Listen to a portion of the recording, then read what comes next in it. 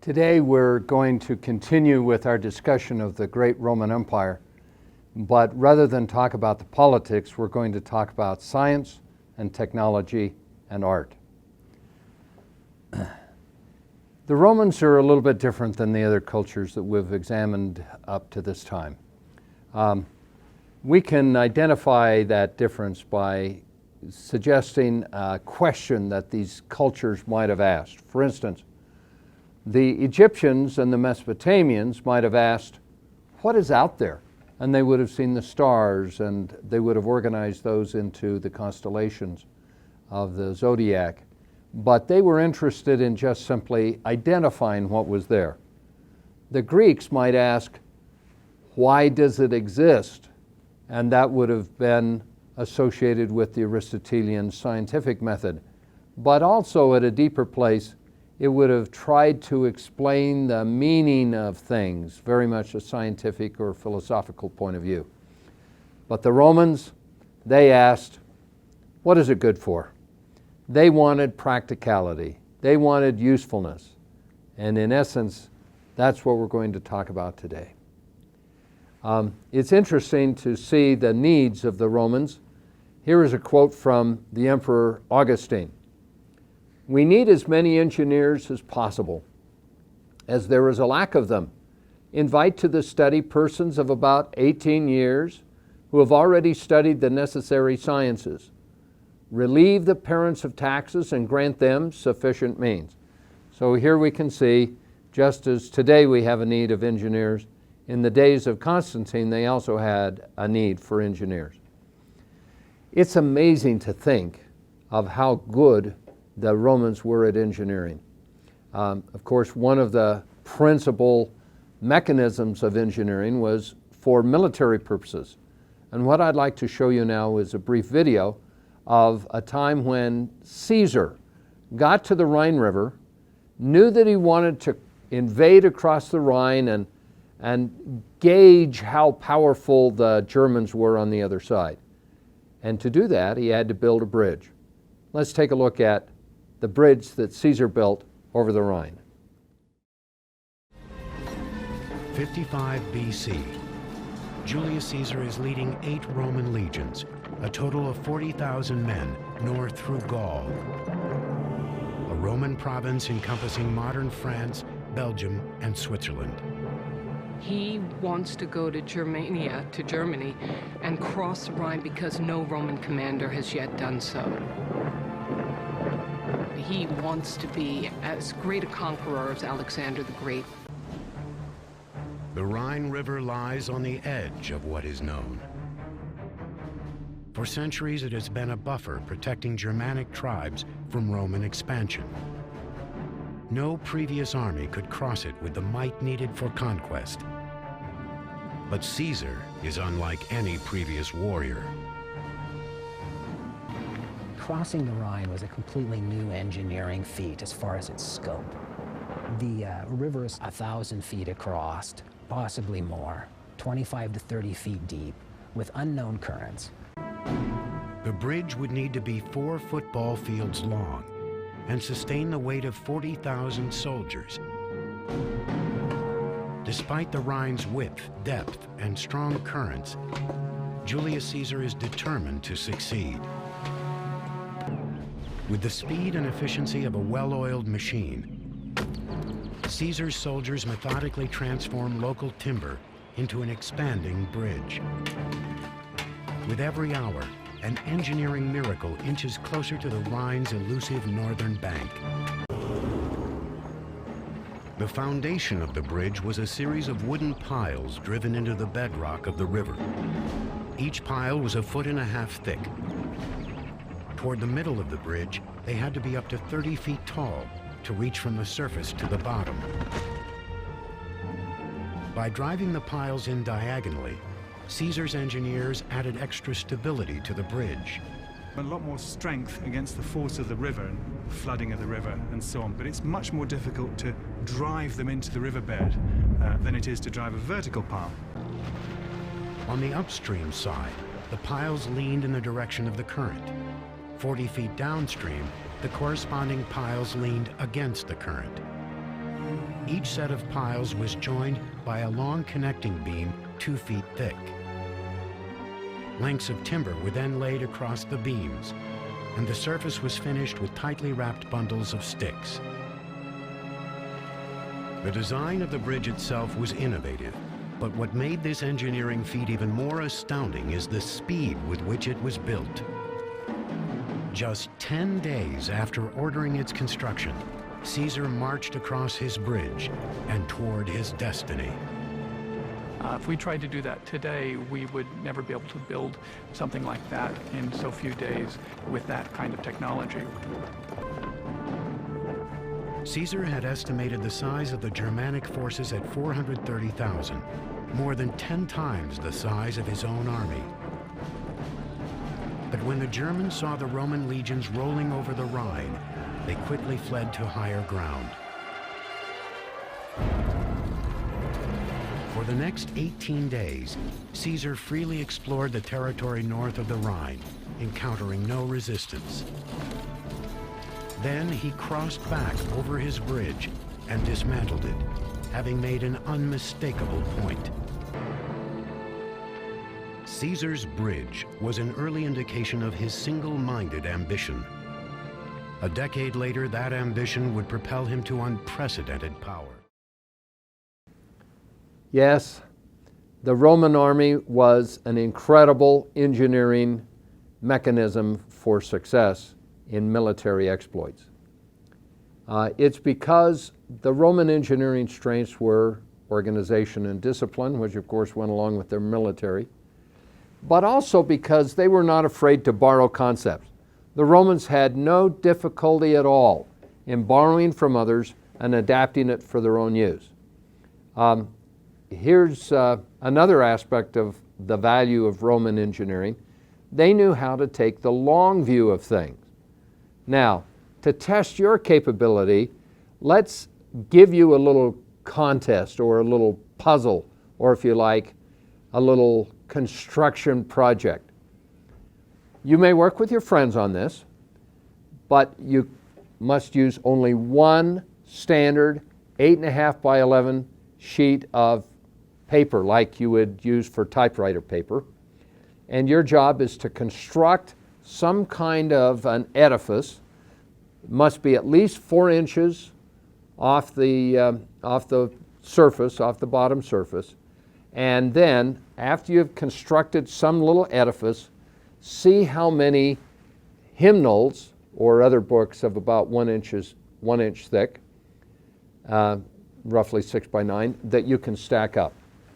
Take 2 minutes to think about what you're going to do and then see if you can do it. Go ahead, give it a try, see what you can do. Let me tell you that this project has been done each semester that I teach the course in the classroom.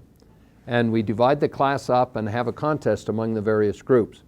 I can tell you that so far the winning group has been able to construct an edifice using just a single piece of paper that will support 21 hymnals. An amazing feat. How did you do? Now, let's take a look at this little video that shows the forces that have to do with a post and lintel system. And here you can see that the forces come down on the top of the lintel, and as they push on the top of the lintel, the back side has tension forces that pull the lintel apart. Stone is not very good in tension, and therefore it often breaks in that back side. Here we can see another short video showing the breakage of the lintel. And of course, Stonehenge is not all upright.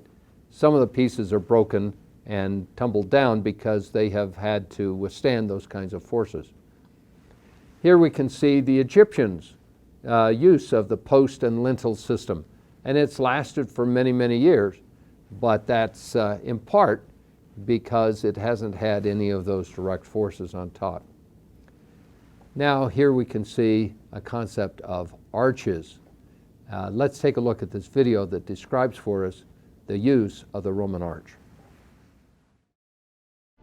If the walls needed to be higher than 6.5 feet off the ground, the Romans saved building materials while still adding strength by perfecting an ancient engineering concept, the arch. They basically changed the spatial conception totally of Roman architecture. Arches were built around a temporary wooden framework that held each stone in place until the keystone was laid in the center. The keystone evenly distributed weight down each side of the arch, allowing builders to stack additional stones above it. The arch, of course, takes much less material to build. Arches are very strong at supporting things like roofs and aqueducts and whatever you want to put on top of them. Here's another brief video that shows the details, engineering-wise, of how the forces are spread in the Roman arch, how they go downward on the sides rather than spread across the bottom of the lintel, for instance. And we can see that the arch, because it distributes those forces, is much stronger than the post and lintel system. Here we can also see some details of another short video, and it shows how the corbelling or drawing together of a straight pillar system would give us the arch, and then how the arch can be extended to a tunnel, and then how another tunnel could cross, and together those two crossing tunnels would create a dome or a vault, create a vault for us. And here we can see inside the vault what the vault would look like, and it's quite strong. It's called a groin vault.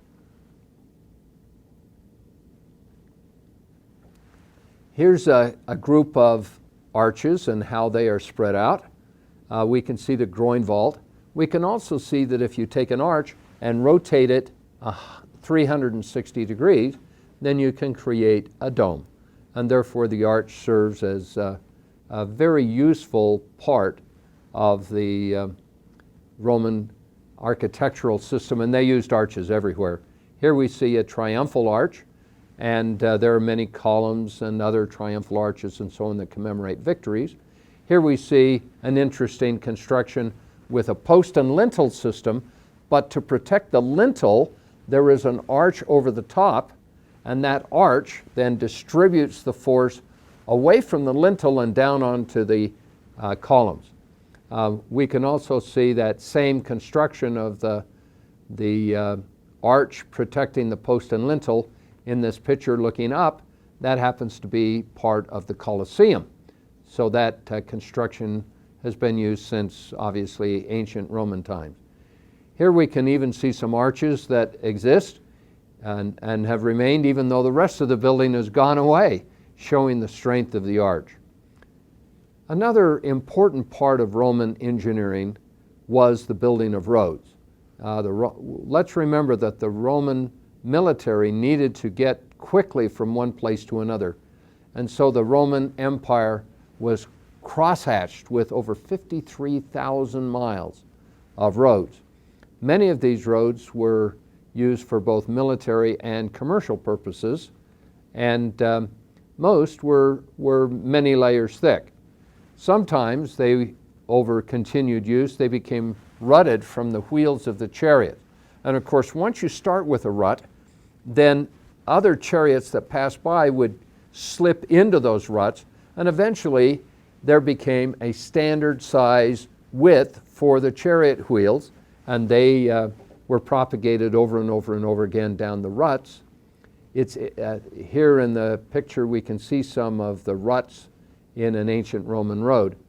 It's interesting that eventually commercial wagons adopted to fit the ruts, and then those wagons were adopted to fit railroads, and so the standard railroad gauge became the width of the ancient Roman chariot wheels. Here we see a cross-section of a Roman road.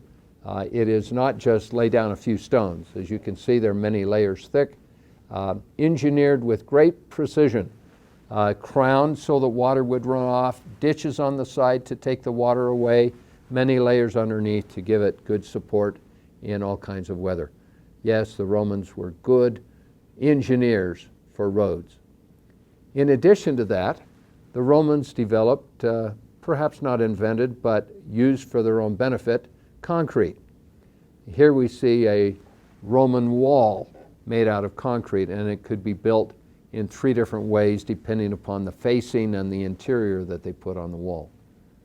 The Romans were also an urban society.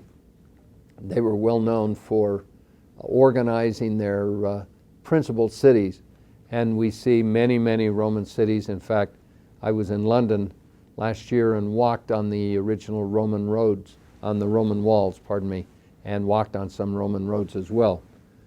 The cities that the Romans had were not only large, but they were equipped for people. The Romans developed support facilities like sewers. Here we see a sewer and an inside bathroom water, and other amazing things such as baths and places where people could go and clean themselves. But a bath turned out to be as much a social place as it was a place for just bathing. Here's a model of ancient Rome, and you can see some of the major structures. The Circus Maximus, not too far away, the Colosseum, and today the Forum, where you can go and see some of the ancient ruins. Let's talk for just a moment about the Circus Maximus. It's the largest sports edifice ever erected. It appears, to our calculations, that it would have held about 200,000 people. That's twice as large as the largest football stadiums in the United States. A huge, huge place. And it was used mostly for chariot races. I remember an interesting story about one time I was in Rome. I was with my daughter and her husband and my wife, and we were walking around the Forum, and we had been walking for a long time, and we were on the way back to our hotel. As we were walking along, not too far from the Forum, we came to a large grassy area, and my daughter said, "Oh, look at this large grassy area, let's just cut across it." And I said, "Sure, that's the easy way to get to our hotel." And as we were walking across, she said, "Dad, where was the Circus Maximus?" And I said, "Well, I know it's not too far away. I've driven past it once, but well, let's just say that this is the Circus Maximus, and we'll take some pictures here, and we'll pretend that it is." And then when I got back to the hotel, I looked at the map, and it was the Circus Maximus. So we all had a good laugh. It's not too far from the Colosseum. Here we see some pictures of the Colosseum today. Colosseum has many parts missing, and that's because in the Middle Ages, the stones were used to refurbish other buildings in Rome. I guess they were just too inviting and too easy to get. But the Colosseum was built as a sports amphitheater and as a place for gladiatorial and other exhibitions. Let's take a look at this video that talks about how the Colosseum was built. And it began, surprisingly, as part of Nero's palace, which the Roman emperors wanted to tear down because they felt that Nero's palace was an embarrassment. Start by draining the massive lake that Nero had built on his palace grounds. On that site would rise Rome's most famous engineering marvel, a place where all the chaos that had consumed the city could be channeled. It would be called the Flavian Amphitheater, though we know it as the Colosseum. Gladiators had been spilling blood in the name of entertainment for centuries. But the people of Rome were hungry for bigger, bolder spectacles. The Colosseum would give the gladiators a permanent, state-of-the-art killing field, and the games would take on a level of carnage never before seen in the empire's history. Construction on the Colosseum began in 72 AD. It was financed by the sale of precious relics taken from the Jewish temple during Vespasian's sacking of Jerusalem.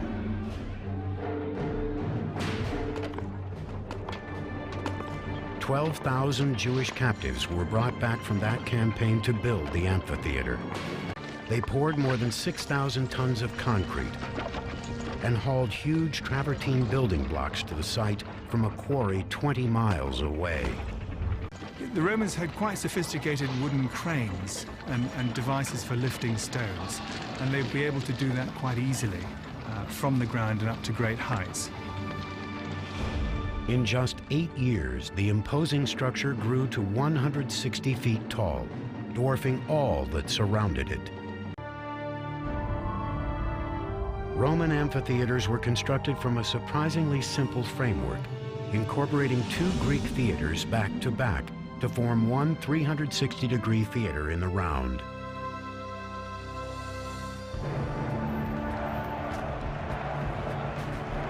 The Colosseum set a new standard for Roman amphitheater design. It contained an intricate network of corridors and staircases that could shuffle 70,000 Romans in and out in record time. As with stadiums today, everyone who entered the Colosseum had a ticket corresponding to the number above one of the entry gates. The complex was designed not only to control the crowds, but to keep them comfortable. It had 110 drinking fountains and 2 restrooms, large enough to accommodate a packed house. The Colosseum even had a retractable roof.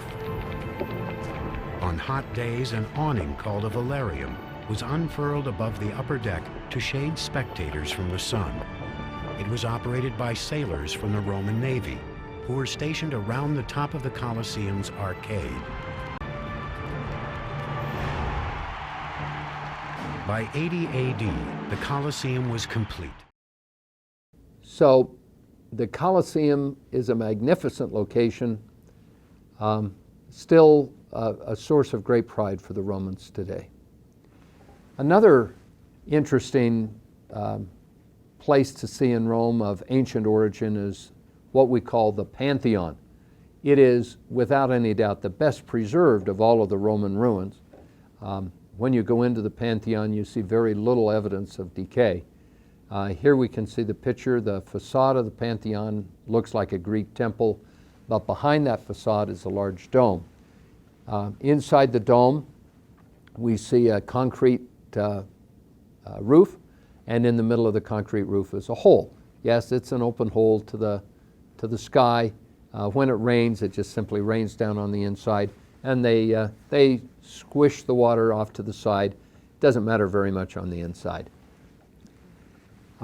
It was originally built with some very clever, creative concepts, and one of those is that there are pockets on the inside of the dome. Those pockets, or indentation places, allowed the concrete, some of the concrete, to be taken out, or at least it was never put in, and that lightens the ceiling so it's not as heavy as a full, thick concrete dome would be. A brilliant concept, really, and the evidence, of course, is that the Pantheon is still being used today. It was protected during the Middle Ages because it was made into a church, and therefore it wasn't identified with pagan things, but it was a place where ancient Romans were buried, and today it's still a place where famous Romans and Italians are buried. Another great engineering achievement is aqueducts.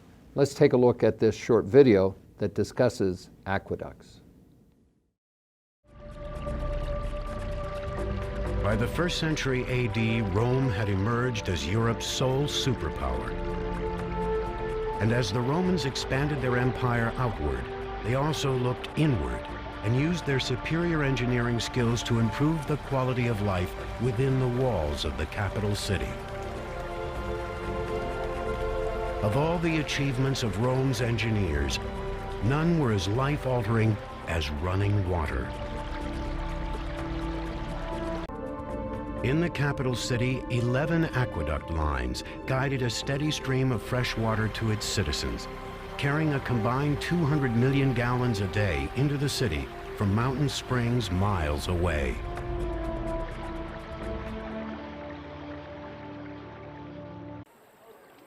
The aqueducts fostered the growth of a new urban culture. With a constant stream of water, up to 1 million people were able to live cleanly and comfortably in the capital city. The Romans engineered their aqueducts to approach the city on a gradual declining angle, or gradient. That gradient was just several inches every 100 feet. To maintain the water's precise descent through high mountains, Roman engineers dug perfectly angled tunnels through them. When the pipelines reached low valleys, they were elevated on stone walls. A 6-mile column of arches carried the Aqua Claudia across the valleys on its way to Rome. The aqueducts would have had a covered roof, but of course if you could take the roof off, you could see the water like an open river coming down towards the city. After reaching the city, each aqueduct emptied into 3 holding tanks. One for the public drinking fountains, a second for the public baths, and a third reserved for the emperor and other wealthy Romans who paid for their own running water, a concept that was well ahead of its time.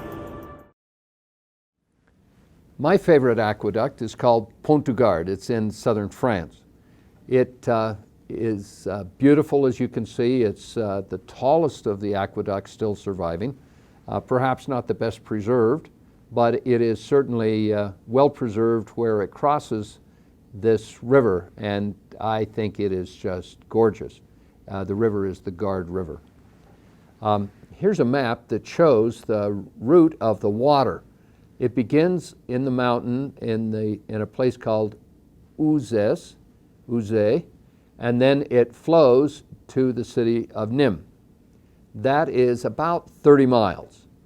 And the drop from the spring at the top to the basin in Nîmes is only 54 feet. So it's 30 miles with only 54 feet drop. That means that the gradient is 1 in 3,000. The Romans were able to maintain that gradient surprisingly well throughout the entire length. And of course, it had numerous mounds or mountains that needed to be tunneled through, and low places that needed to have an aqueduct across the low place. It's truly a marvel, and it was said, it's been calculated that this aqueduct delivered about 5 million gallons a day to the city of Nîmes. Here you could see someone walking through the aqueduct, and you can see some pictures of the top of the aqueduct. That's a beautiful sight. Another favorite aqueduct of mine is in the Spanish city of Segovia. This one is almost as tall and to some extent better preserved. It runs right through the center of the city. You could see the buildings. There's a wonderful little restaurant there, by the way. And on the other side of the city of Segovia is a castle. Here we see a picture of the castle. It was used, as I understand it, by Disney as a model for one of the castles in one of the Disney movies. Segovia is truly a marvel, a great city to go and see. Another place that you should see if you're in Italy is Pompeii. Pompeii is interesting not because of any uniqueness, but because it was just a city that was preserved from the ancient times. You're probably familiar with the story, but let me remind you that in 79 AD, a volcano near the city of Pompeii erupted. This volcano, Vesuvius, had poison gas and tons and tons of volcanic ash.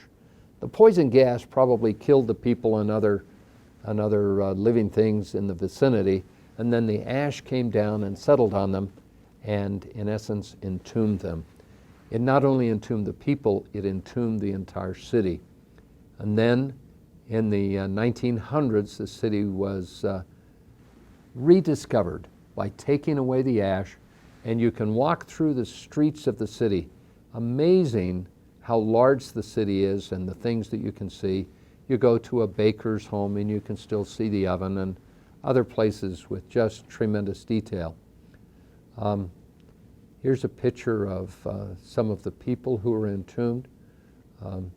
What they actually did is they found the entombment, the bodies had disappeared, but they poured plaster into the volcanic entombment, and then they knocked away the entombment, and they had the plaster casts of the people, some of them very tender, people trying to protect each other from the ashes and the poisonous gas. Here we also see some food that was left on the table, some dates and walnuts and sunflower seeds and bread that were obtained from the ruins of Pompeii. It's really quite interesting and really heart-rending to see these things and realize that these people died perhaps in their sleep, or just trying to flee, or perhaps just having eaten breakfast. Well, the Romans, of course, covered a wide territory. Here we see over in the country of Jordan a Roman fort. It's called Kerak. And the Roman fort is built up on this very high precipice. And then on top of the Roman fort is a Crusader fort, and on top of the Crusader fort is another fort, and so on. It's really very interesting to go up and see those forts. Another interesting place to see in the country of Jordan is Jerash. Here we see a Roman provincial city, and it's quite sophisticated. There's a large amphitheater, there are several temples, there is a colonnaded Roman road. Underneath the road, if you look through at places where the stones have fallen out, you can see a sewer system. So the Romans were sophisticated even out in the boondocks, out in the countryside, far away from the city of Rome. Well, let's now spend a few moments and talk about Roman science. Romans were not very good scientists, to be honest with you. In fact, Ptolemy, who we are looking at his picture here, he actually was a Greek, lived in Alexandria, but the reason we're discussing him is because he lived during the Roman period. He was an astronomer, a geographer, and he studied optics. He gave us the concept of cone vision, how we might think about how we see, and he talked about the rules and laws of refraction and reflection. Ptolemy is most known, however, for his concept of the solar system. In his view, the planets, the sun, the moon, and all the stars rotated around the Earth. So this is called the geocentric solar system. And as he looked at those things, he realized that the planets did not travel in an orbit that was predictable. Sometimes the planets would go and then they would back off a little bit, which meant that his circular orbits would not account for the retrograde motion of the planets.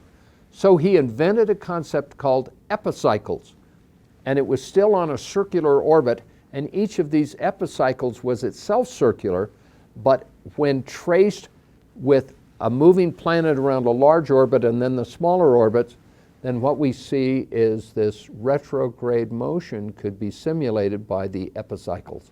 And therefore, the concepts of Ptolemy lasted all the way till about the year 1450, when Copernicus doubted the Ptolemaic version of the solar system and gave us a different system with the sun at the center. Another, I would say, somewhat scientific, but mostly application-oriented concept is medicine. Here the great physician named Galen was the secret to Roman knowledge. He was influenced strongly by the Greek physician Hippocrates, and Galen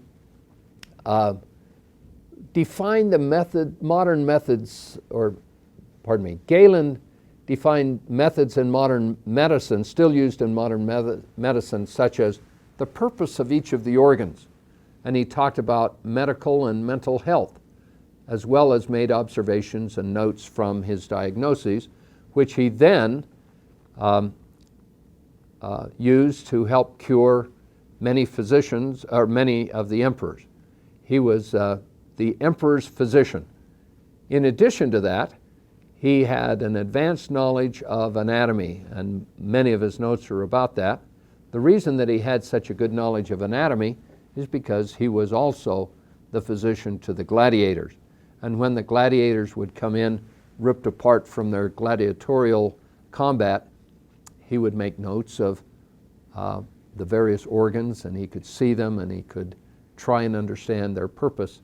It was illegal in those days to dissect, and therefore Galen gave us the way in which you could understand these bodies.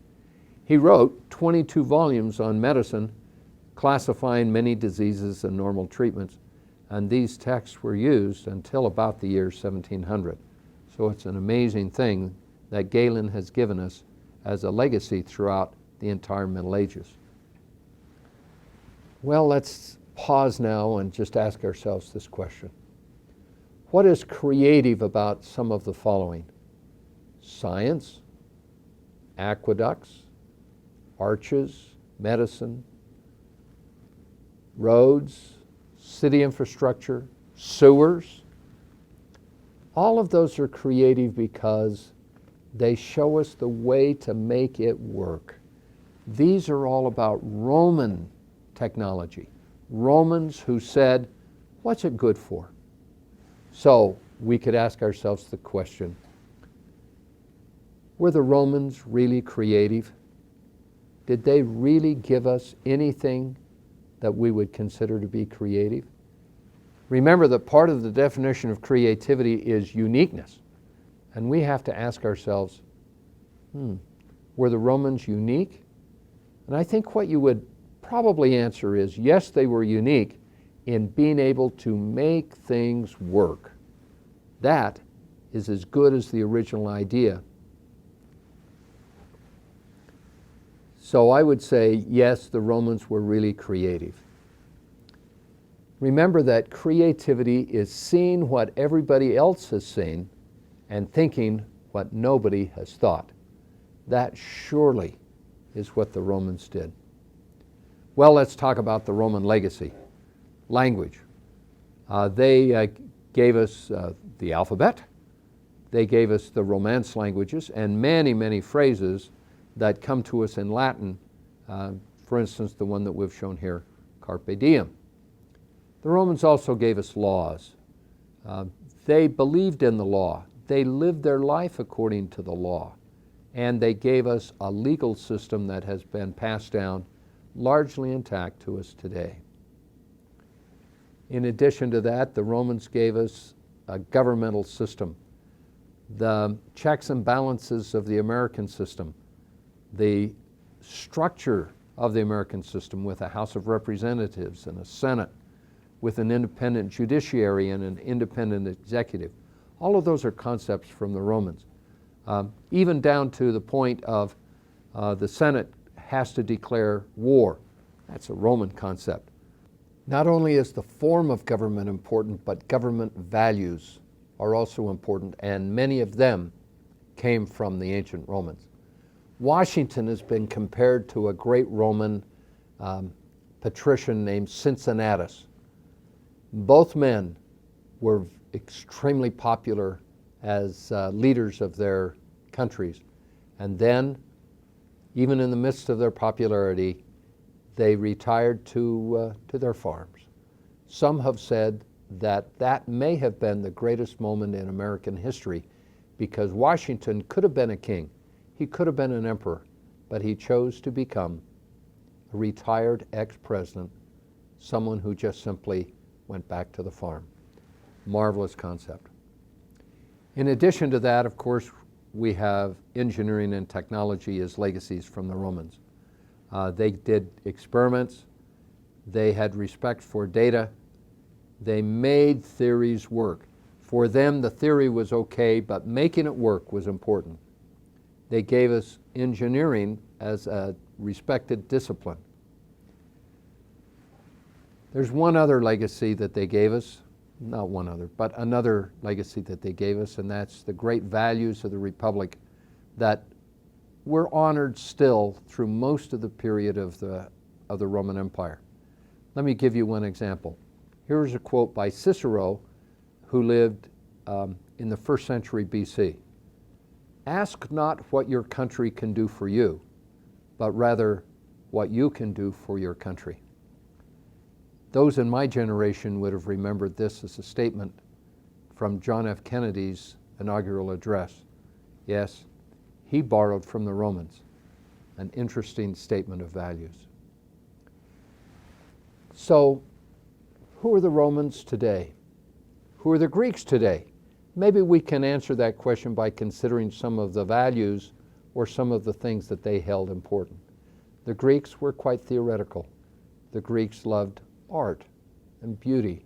They loved perfection. They were interested in the theory of things. The Romans, practical, make it work, a little more homespun, a little more rustic than the Greeks. Well, there are two groups who claim to be descended from the Greeks, both the English and the French. But there is one group that definitely says we are like the ancient Romans, that is, the Americans. And I think those characterizations are probably quite good. Well, the Roman Empire in the West fell in 476 AD. Why did that happen, and what do we have to think about in the legacy from the fall of the empire? We see that the Romans were, at the end, highly materialistic. They were excited by travel, news, and especially entertainment. Their success was gauged by how much power they had. They were greedy, and they were also prideful, and they accepted those values in people. They lost their desires for the values of the Republic. They became preoccupied with personal appearance. In essence, they were like Americans have now become. There's great danger in America. We are the Romans. We need to remember that we should fight against the fall of the Roman Empire. Might be the fall of the American Empire. So what do? We gird ourselves up and move forward. We borrow wisely and invent where we need to make things happen. But let's remember the values that are required for the Roman Republic and the American Republic. Thank you.